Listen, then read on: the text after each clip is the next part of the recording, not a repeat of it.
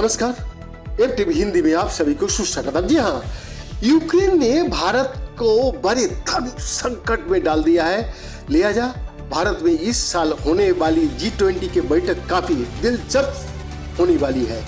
Ukraine ने उम्मीद जताई है कि इस साल नई दिल्ली में होने वाली G20 शिखर सम्मेलन में भारत यूक्रेन को राष्ट्रपति व्लादिमीर जेलेंस्की को आमंत्रण करेगा। इसका साथ ही यूक्रेन ने इस बात का भी उम्मीद जताई है कि भारत में होने वाली अन्य G20 के बैठकों में भी यूक्रेनी अधिकारियों को भागीदारी की अनुमति दी जाएगी। यूक्रेन के उप विदेश मंत्री एमिने झापरोवा 4 दिनों का भारत सफर में आए हैं और इस दौरान उन्होंने ये बयान दिया है। Indian council of world affairs द्वारा आयोजित एक कार्यक्रम में यूक्रेन की उप विदेश मंत्री ने कहा कि हमारी उम्मीद काफी स्पष्ट है। उन्होंने कहा कि हमने अपने भारतीय वार्ताकारों को संदेश दिया है कि आइए हम G20 में यूक्रेन के अधिकारी की भागीदारी पर विचार करें। आपको बता दें कि इस साल G20 की अध्यक्षता भारत कर रहा है और पिछली बार G20 की बैठक इंडोनेशिया को बाली में हुई थी, जिसमें रूसी राष्ट्रपति व्लादिमीर पुतिन ने हिस्सा नहीं लिया था। वहीं युद्ध शुरू होने के बाद भारत की 4 दिवसीय यात्रा पर दिल्ली आने वाली एमिने झापरोवा पहली यूक्रेनी अधिकारी है। उन्होंने सोमवार को विदेश मंत्रालय के सचिव संजय वर्मा के साथ औपचारिक प्रतिनिधिमंडल स्तर की वार्ता की, जिसके बाद मंगलवार को विदेश राज्य मंत्री मीनाक्षी लेखी से भी उनकी मुलाकात हुई है। मीनाक्षी लेखी के साथ बैठक के दौरान यूक्रेन की उप विदेश मंत्री ने राष्ट्रपति जेलेंस्की की तरफ से भारतीय प्रधानमंत्री नरेंद्र मोदी को लिखा एक पत्र सौंपा। 39 साल की पूर्व पत्रकार और अब मंत्रालय संभाल रही एमिनो झापरोवा ने कहा कि यूक्रेन युद्ध के नतीजे पर चर्चा किए बिना दुनिया में अर्थव्यवस्था के बारे में चर्चा संभव नहीं है।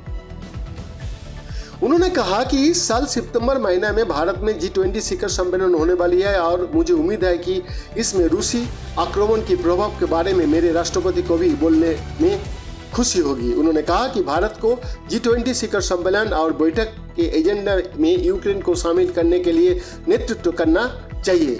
यूक्रेनी मंत्री ने कहा यह भी है, ये उम्मीद जाता है कि भारतीय अधिकारी विशेष रूप से राष्ट्रीय सुरक्षा सलाहकार अजीत डोभाल जल्द ही कीव को दौरा करेंगे। उन्होंने कहा कि NSA डोभाल कई बार रूस गए लेकिन कभी यूक्रेन नहीं गए। आपको बता दें कि मॉस्को की अपनी अंतिम यात्रा के दौरान डोभाल ने रूसी राष्ट्रपति व्लादिमीर पुतिन से भी मुलाकात की थी।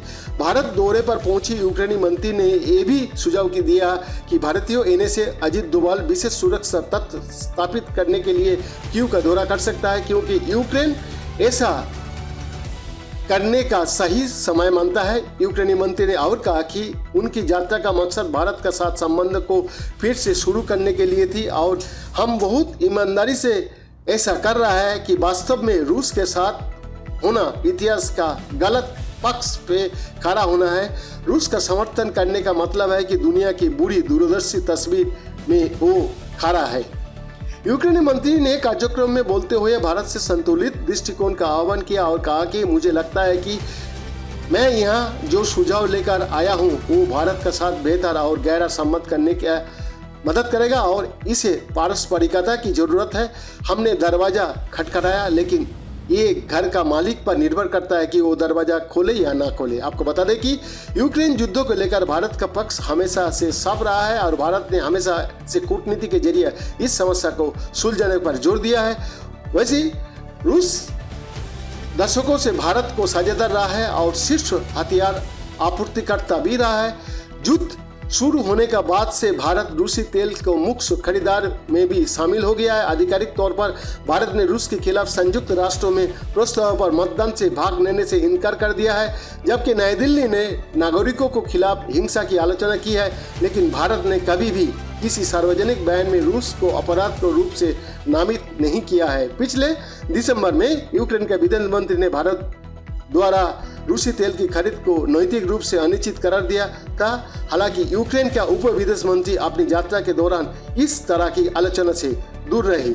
वही पाकिस्तान के साथ यूक्रेन का रक्षा संबंधों के बारे में एक सवाल पर उन्होंने कहा कि पाकिस्तान के साथ हमारे सेना संबंध इतिहास में थे, लेकिन पाकिस्तान के साथ यूक्रेन का संबंध भारत के खिलाफ लक्षित नहीं है। वैद्यनाथ दास का report, FTV Hindi, Delhi, India.